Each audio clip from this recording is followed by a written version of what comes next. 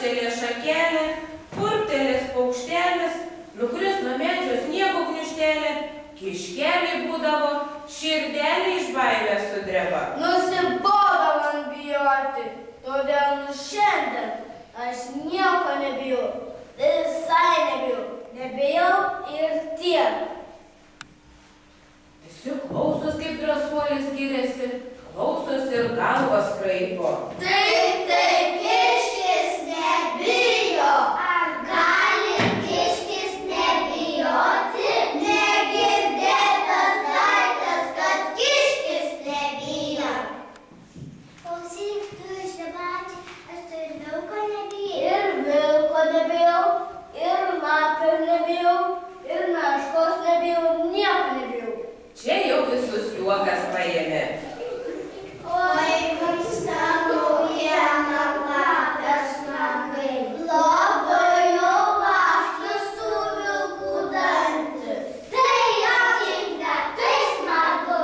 Pradėjo šokinėti, bėginėti, taip jiems staiga linksma pasidarė.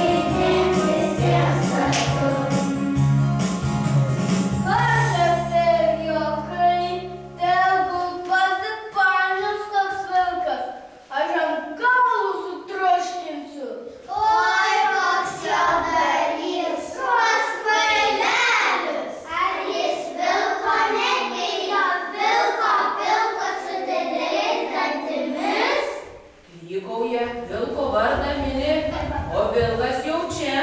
Kad dabar gaus kiškieną užkasti. Aš neturiu pastogės, aš neturiu draugų. Esu visai nutrūkęs, sustikęs žmonių. Jau prieik negrįžęs, ten daug piktų šunų.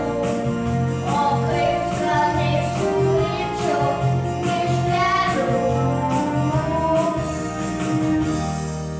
Vilkas prislėgo prie kiškių būrio, girdi, kaip jie juokiasi iš jo, tyčiojosi, o labiausiai tas žvibakis drąsuolis. Palauk, brolau, aš tave pagirau puodą pirmutinį suėsiu. Dairosi, kuris čia taip giriasi.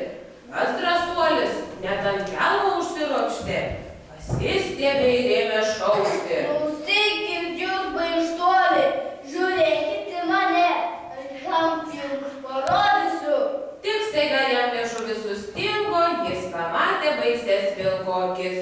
Drąsuolis staiga pašoko aukštyn kaip kamuolys, krito vilkui ant kaktos, nusirito per jo keterą ir kaip šūvis nunėrė į mišką.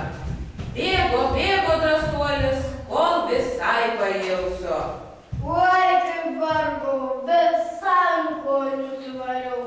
Oi, kaip kaktą sopa, galva apsisuko nuo tokio trenksmo, lyg pagalius sudrožė, kad gėda nuo tų kiškių, pasigausiu kitą kiškį. Nemaža čia jų mėginėja, o tas matyt, koks buvo pašėlęs. Ilgai negalėjo atsipošėti anie kiškiai. Išbėgo pasidairyti, kas aplinkui girdisi. Kai